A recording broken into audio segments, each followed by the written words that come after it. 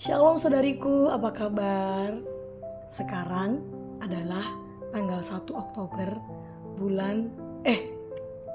tanggal 1 Oktober tahun 2024. Dan sekarang udah pukul 21 waktu Indonesia bagian barat. Seperti biasa, saya pengen sharing. Saya pengen menyaksikan kebaikan Tuhan.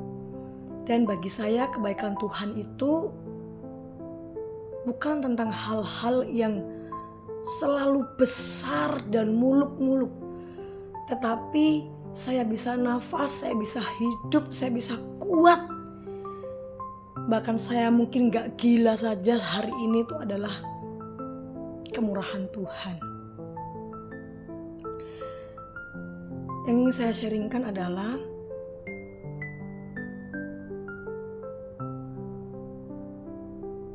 hari ini adalah hari yang sangat berat bagi saya, menurut saya.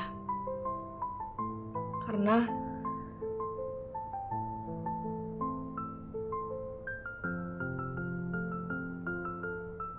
di jalan panas banget. Saya keliling itu sampai keluar air mata. Saya nyeles itu, cari orderan tuh sampai keluar air mata sendiri karena saking panasnya itu matahari ada di kepala saya itu. Hawa Surabaya, Sidoarjo, Gresik itu luar biasa panas. Saya berjuang sambil saya itu ada hati yang pedih karena ada masalah keluarga yang tidak kunjung selesai. Ada masalah intern keluarga yang tidak kunjung selesai dan menyiksa batin dan mental saya. Sampai pada akhirnya saya itu agak melampiaskan ke Hana.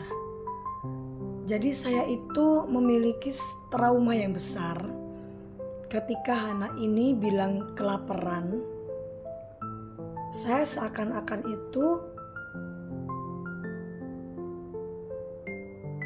merasakan apa yang saya rasakan dulu saat saya benar-benar kelaparan. Terus yang pernah saya cerita bahwa si Hana ini kan membawa temannya. Nah, temannya ini akhirnya mengerti kalau saya itu lagi marah gitu. Terus dia takut. Terus dia akhirnya minta dijemput sama orang tuanya. Ketika orang tuanya datang, wah saya sudah feeling ini, saya sudah merasa bahwa ini pasti anak takut karena saya marah. Saya jelaskan sama orang tuanya, saya marah karena anak-anak ini sudah diberikan bekal dan bekal saya itu memang apa adanya. Karena sekali lagi saya cuma punya apa yang ada di rumah. Biarlah mereka bisa sarapan, bisa makan, bisa bawa bekal, bisa makan sore yang apa adanya. Ada telur, ada tempe, ada sayur ya dimakan. Puji Tuhan kalau ada berkat kita bisa makan ayam. Puji Tuhan. Dan apa yang dimakan kami itu juga dimakan oleh orang yang ada di rumah kami, siapapun itu. Ya. Terus ternyata beliaunya itu cerita, namanya temannya itu cerita bahwa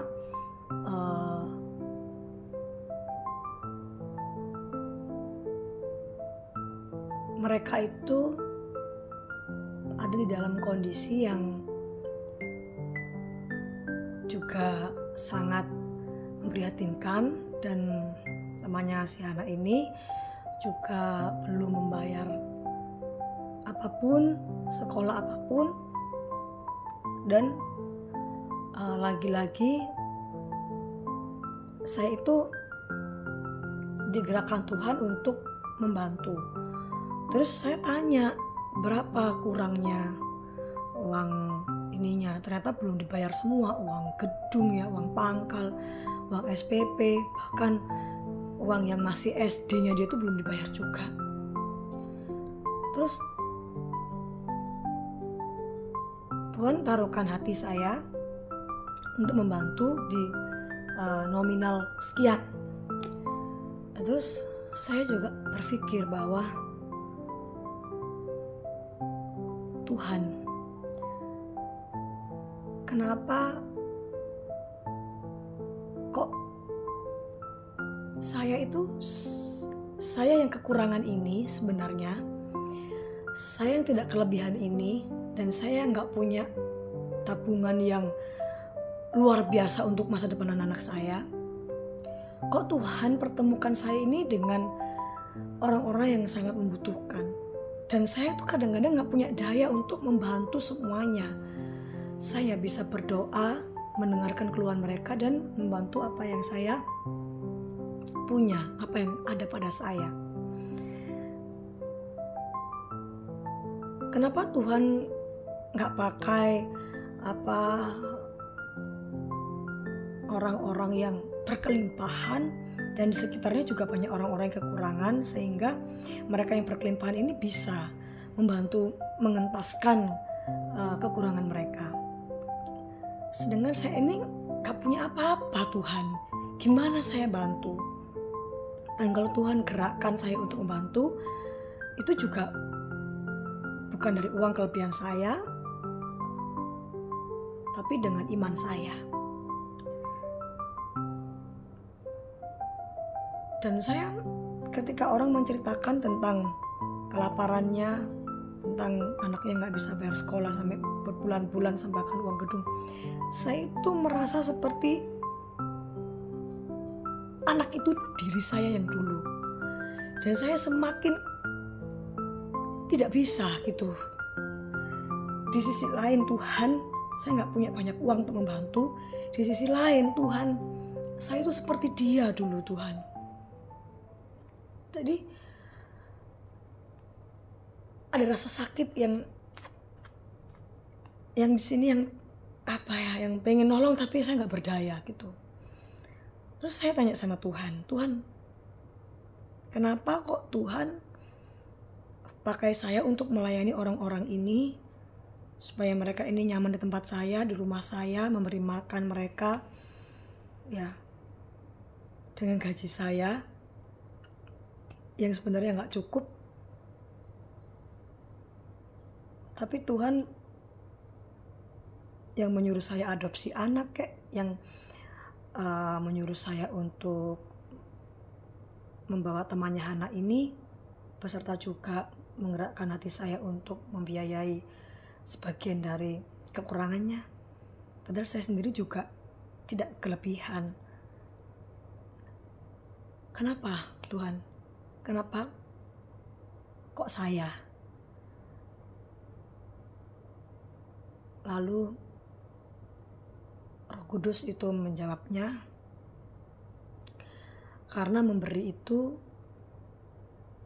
bukan masalah harta. Memberi itu bicara soal hati. Jika saya memberi dengan kekurangan saya, maka Tuhan yang akan mencukupkan apa yang kami semua perlu. Karena Tuhan melihat hati, bukan melihat apa yang ada di tangan kita. Karena Tuhan memiliki segala sesuatunya. Yang kita lakukan hanya bersyukur dan berdoa. Saya bersyukur kepada Tuhan atas berkat itu, yaitu hikmat dan kemurahan hati. Shalom saudaraku. Tuhan Yesus memberkati. God bless you.